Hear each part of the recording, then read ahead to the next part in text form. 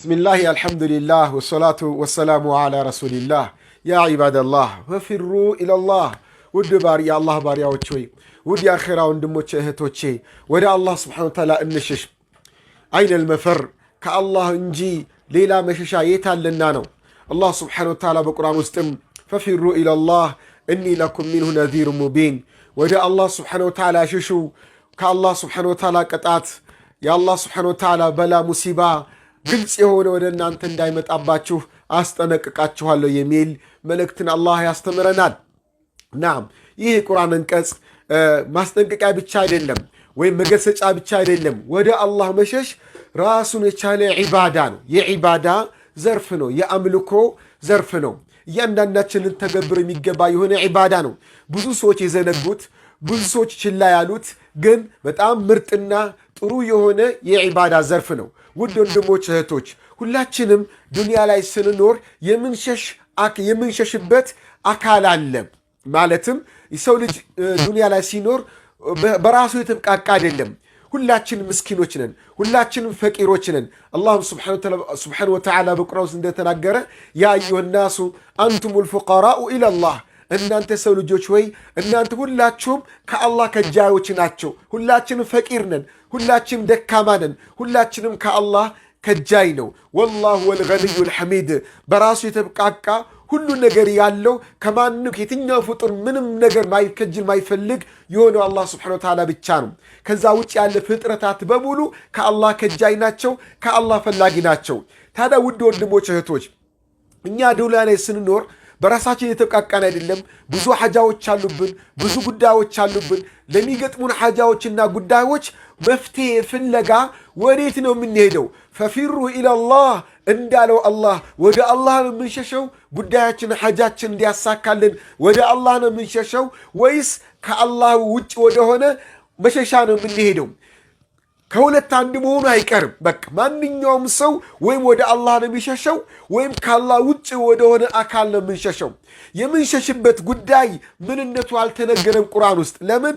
ሁሉም ነገር ወደ አላህ እንድንሸሽ ስለሚፈልግ ነው። በሁለመና ጉዳያችን ሐያታችን በሙሉ ወደ አላህ መሸሽ ስላለብን ከዚህ ጉዳይ ወደ አላህ ሽሹ፣ ከዚህ ነገር ወደ አላህ ሽሹ ያልተባለው ሁሉም ነገር ወደ አላህ እንድንሸሽ የሚያስፈልግ ስለሆነ ነው። ዱንያ ላይ ስንኖር ሁለት ጉዳዮች አሉ። ኸይር ነው የሚገጥመን ወይም ሸር ነው የሚገጥመን። ኸይርም ስንፈልግ ምንፈልገው ነገር ኸይር ምንመኘውም ኸይር እንዲሳካልን ተግባራዊ እንዲሆንልን ወዴት መሸሽ አለብን? ፈፊሩ ኢለላህ፣ ወደ አላህ ነው መሸሽ አለብን። ዱንያ ላይ ምንፈራው የምንሰጋው ነገርም ሲገጥመን ወይም ገና ይገጥመናል ብለንም ምንሰጋውን ስጋት ለመጠበቅ ከገጠምንም አደጋ ሙሲባ ለመውጣት መሸሻ ለመውሬት ነው። ፈፊሩ ኢለላህ፣ ወደ አላህ ነው መሸሻ አለብን። ዱንያ ላይ እያለን ሁለንተናው ሐያታችን ላይ መሸሽ ያለብን መጠጋት ያለብን ወደ አንድ አላህ ሱብሓነሁ ወተዓላ ብቻ ነው። ይህ ፈፊሩ ኢለላህ የሚለው ዒባዳ ነው፣ አምልኮ ትእዛዝ ነው። አላህ ወደ አላህ ሽሹ ይላል አላህ ሱብሓነሁ ወተዓላ። ኸይርም ስንፈልግ ለመልካም ነገራቶቻችን በሙሉ ወደ አላህ እንሽሽ። እውቀት የፈለገ ወደ አላህ ይሽሽ። ሀብት የፈለገ ወደ አላህ ይሽሽ። ጤና የፈለገ ወደ አላህ ይሽሽ። ሱብሓነላህ። የአዱንያም የአኼራም መልካም ነገር የፈለገ በሙሉ ወደ አላህ ይሽሽ። ዱንያ ላይ የምንፈራው ድህነትን የፈራ ወደ አላህ ይሽሽ። በሽታንም የፈራ ወደ አላህ ይሽሽ። ጠላትንም የፈራ ወደ አላህ ይሽሽ። ጀሃነምንም የፈራ ወደ አላህ ይሽሽ። ጀነትን የፈለገ ወደ አላህ ይሽሽ። ሁሉም ነገር የሚገኘው ወደ አላህ በመሸሽ ነው። ወደ አላህ ሱብሓነሁ ወተዓላ በመጓዝ ነው። የአላህን በመማፀን አላህን በመለመን ነው። ይህ ወደ አላህ መጓዝ ወደ አላህ መሸሽ ትልቅ የዒባዳ ዘርፍ ነው። የአምልኮ ዘርፍ ነው። መመኪያችን አላህ፣ መጠጊያችን አላህ፣ ተስፋችን አላህ፣ አለኝታያችን አላህ ሊሆን ይገባል በሁለመና ህይወታችን። አላህ ይህን ነው የሚነግረን። ውድ ወንድሞች እህቶች፣ በተለያየ ጊዜ የተለያዩ ጉዳዮች ይገጥሙናል። የተለያዩ ከአቅማችን በላይ ምንላቸው ወይም በአቅማችን ምንችላቸውን ጉዳዮች ናቸው ብለን ግን ሳንችላቸው ምንቀራቸው ነገሮች ይገጥማሉ። እነዚህን ሁሉ ለማሳካት መሸሻችን ወደ አላህ ነው መሆን ያለበት። ወደ አላህ መሸሽ አለብን ስንል ምንድነው ውስጡ ላይ የሚያስተምረው? አዎ አላህ የሚሸሽበት ጌታ ነው። ሁሉን አዋቂ ሁሉን ቻይ የሆነ ጌታ ነው። ወደ አላህ ለመሸሽ ሶስት ነገሮች ያስፈልጋሉ። አንደኛው የምንሸሸው አላህ ኃያል መሆኑን፣ ቸር መሆኑን፣ ለጋሽ መሆኑን፣ አዛኝ መሆኑን ስናውቅ የበለጠ ወደሱ እንድንሸሽ፣ ወደሱ እንድንጓዝ፣ ወደሱ እንድንገሰግስ ያነሳሳናል። የአላህን አላህነት ያላወቀ ግን ወደ አላህ አይሸሽም። ወዴት ይሸሻል? ወደ ፍጡር ይሸሻል። ሱብሓነላህ። አላህን በስሞቹና በባህሪያቶቹ እሱ በቁርአን እንደተናገረው ነቢዩም ሰለላሁ ዐለይሂ ወሰለም በሐዲሳቸው እንደገለጹት የአላህን ስምና ባህሪያት በአግባቡ የተማረ የተረዳ ሰው ወደ አላህ ይሸሻል። የሸሸበትን መሐጃ ጉዳይ አላህ ያሳካለታል። ከአላህ የሚታጣ ነገር ምንም የለምና ለዚህም ነው አላህ ኢነማ የኽሸ አላህ ሚን ዒባዲሂ አልዑለማ ከባሪያዎቹ ውስጥ አላህን የሚፈሩት ምርጥ የአላህ ባሪያ የሚባሉት በደንብ ወደ አላህ የሚሸሹት አዋቂዎቹ ናቸው፣ ዓሊሞቹ ናቸው ይላል።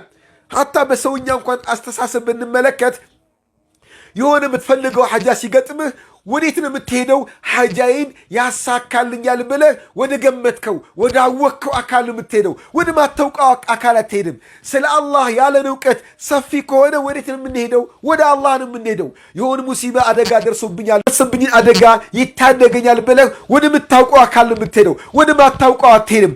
ስለዚህ አላህን በደንብ ያወቀው ሰው አላህ መታወቅ የሚገባውን ያህል በቁርአኑ እንደተናገረው ነቢዩ ሰለላሁ ዐለይሂ ወሰለም ስለ አላህ በሐዲስ እንደተናገሩት በዛ መልክ አላህን ያወቀ ሰው ወደ አላህ ይሸሻል፣ ወደ አላህ ይሄዳል በሁለመና ሐያቱ ህይወት ጉዳይ ላይ። ግን አላህን የማያውቅ ሰው ወዴት ይሄዳል? ወደ ቀብር ይሄዳል። ሐጃውን ለማሳካት ወደ ቀብር ይሄዳል። ሐጃውን ለማሳካት ወደ ጠንቋይ ይሄዳል። ሐጃውን እንዲሳካለት ፍለጋ ወደ ሼኽ ይላል፣ ወደ ወልይ ይላል፣ ወደ ቁጥብ አድባር እያለ ወደ ሸይጣን፣ ወደ ጅን፣ ወደ መክሉቅ፣ ወደ ፍጡር ይሄዳል። ፍጡር ምን ማድረግ አይችልም። ሱብሓነላህ። መክሉቅ ፍጥረታት እንኳን ለአንተ ሊጠቅሙህ ለራሳቸውን መጥቀም አይችሉም። ከራሳቸው አደጋ መከላከል አይችሉም። ወደ ደካማ ወደ ደካማ ይላል። ደካማና ደካማ ተደራርቦ የደካማ ደካማ ነው የሚሄደው። እስኩዌር ደካማ ነው የሚሆነው። የማንም ሐጃይስ ምንም ሊያሳኩል አይችሉም። ስለዚህ በአዱንያም በአኼራም ምን ፈልገው መልካም ነገር ለማግኘት ወደ አላህ መሸሽ አለብን። በአዱንያም በአኼራም ከምን ፍራው ነገር ነጃ ለመውጣት ወደ አላህ መሸሽ አለብን። ወደ አላህ የምናደርገው መሸሽ ደግሞ ትክክል እንዲሆንና በአግባብ ወደ አላህ መሸሽ እንድንችል ስለ አላህ ማወቅ አለብን።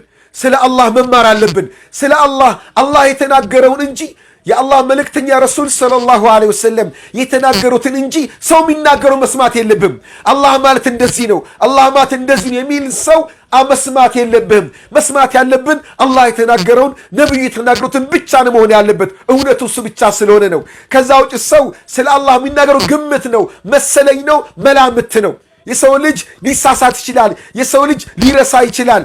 አላህ ግን አላህ ነው። ቁርአን የተጠበቀ ነው። የነብዩ ሰለላሁ ዐለይሂ ወሰለም ሐዲስም የተጠበቀ ነውና ስለ አላህ ደግሞ የሚነግሩን ዑለማዎች ናቸው። ዑለማዎች የሚነግሩን ቁርአን እየጠቀሱ አላህ በቁርአን በዚህ ሱራ እንዲህ ብሏል ስለ ራሱ። ነብዩ ሰለላሁ ዐለይሂ ወሰለም ሰሒህ በሆነ ሐዲስ በዚህ ሐዲስ በቡኻሪ በሙስሊም ወዘተ በኩቱቡ ስታ ወይም በሐዲስ መጻፍቶች እንዲህ ብሎ ተናግረዋል ብሎ የሚነግሩ ዑለማዎች ስማ እንጂ ከኪሳቸው ያወጡ ስለ አላህ የሚናገሩን አትስማ። ከአላህ ያርቁሃል። ወደ አላህ እንድትሸሽ ሳይሆን ወደ እነዛ ሰዎች እንድትሸሽ ነው የሚያደርጉ። እከለ ሼኽ እከለ ወልይ የተባለ ይካብልሃል። አላህ ተረስቶ አላህ እንድትረሳ አላህ እንተተ ወደ ፍጥረታት እንድትሄድ የሚጣሩን ከሰማ ወደ አላህ መሸሽ አትችልም። ለምን? አላህ እያወቅከው አይደለም። በአንተና በአላህ መሃል ገብተው ጋርደውባል። ይህን ግርዶሽ አንስተን አላህ በቁርአኑ እንዲህ አለ፣ ነብዩ ሰለላሁ ዐለይሂ ወሰለም በሐዲሳቸው እንዲህ ብሎ ስለ አላህ ተናግሯል የሚለው ነገር በማወቅ በመማር ወደ አላህ የምናደርገው መሸሽ ስኬታማ ሊሆን ይችላል። አንዴ ነው።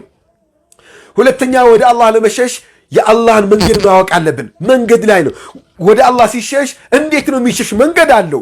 መንገዱን መሳት የለብንም። ያ መንገድ ምንድነው?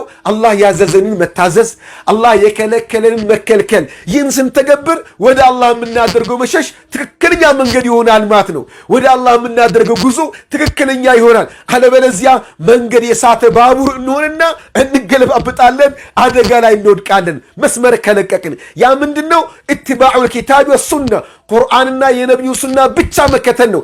ቢድዓ ከተከተልክ ምን ችግር አለው? ምን አለበት? ደስ ይላል መሰለኝ ከተከተልክ ከመስመር ወጣል ትገለበጣለህ። አላህ በቁርአን የተናገረው ይሄን ነው። ወአነ ሃዛ ሲራጢ ሙስተቂማ ይህ ነው ቀጥ ያለው የኔ መንገድ፣ ይህን መንገድ ተከተሉ። ወላ ተተቢዑ ሱቡለ ፈተፈረቀ ቢኩም አን ሰቢሊ ከአላህ ቀጥ ካለው መንገድ ውጭ የሆኑ ሌሎች መንገዶችን አትከተሉ፣ ከመንገድ ያወጧችኋል ይላል አላህ ሱብሓነሁ ወተዓላ። ስለዚህ ወደ አላህ የምናደርገው ጉዞ፣ ወደ አላህ የምናደርገው መሸሽ ስኬታማ እንዲሆን መስመር መልቀቅ የለብንም። በቁርአን በሐዲስ የተነገረው መንገድ ብቻ ተከትለን ነው ወደ አላህ መሸሽ አለብን፣ ወደ አላህ መጓዝ አለብን። ሶስተኛው ወደ አላህ የምናደርገው መሸሽና ጉዞ የተሳካ እንዲሆን ወደ አላህ መሸሽ፣ ወደ አላህ መጓዝ የሚያስገኘውን ጥቅም ፈዳኢል ማወቅ አለብን። አዎ ረሱላችን ሰለላሁ ዐለይሂ ወሰለም ለዚህ ነው ይላሉ ስለ ረመዳን ሲናገሩ፣ ስለ ቂያመ ሌይል ሲናገሩ፣ ስለ ሌሊተል ቀድር ሲናገሩ መን ቃመ ረመዳን ኢማን ወህቲሳባ በአላህ አምኖ አጅሩን ከአላህ አገኛለሁ ብሎ ሌሊተል ቀድር የቆመ ረመዳንን የቆመ ረመዳን የጾመ ያለፈውን ወንጀል አላህ ይምረዋል ይላሉ ረሱል ሰለላሁ ዐለይሂ ወሰለም። ይህ ማለት ምን ማለት ነው? ውድ ወንድሞች እህቶች፣ ወደ አላህ ስንጓዝ፣ ወደ አላህ ስንሸሽ የአዱንያ ሓጃችን መሳካት ብቻ አይደለም፣ ዋናው የአኺራው ሓጃችን ይሳካል። ጀነትን እናገኛለን፣ የአላህን ውዴታ እናገኛለን፣ አላህ ኸይር ስራችን ይቀበለናል፣ ወንጀላችን አላህ ይምረናል። ማሻአላህ ዱንያ አኺራችን ፈላህ ነጃ እንወጣለን ማለት ነው። ሱብሃንአላህ ፈውዝ እናገኛለን። ይህን ማወቅ አለብን። ይህን ሶስቱን ነገሮች ያወቀ ሰው ወደ አላህ የሚያደርገው ጉዞ፣ ወደ አላህ የሚያደርገው መሸሽ የተሳካ ይሆንለታል፣ ዱንያ አኺራውም ያምርለታል። ውድ ወንድሞች እህቶች፣ ሰዎች ዱንያ ላይ ወደ አላህ በመሸሽ ዙሪያ በሁለት ይከፈላሉ። ምርጥ የአላህ ባሪያዎች ወደ አላህ በመሸሽ ዱንያቸውም አኺራቸውም ያማረላቸው ይሆናሉ።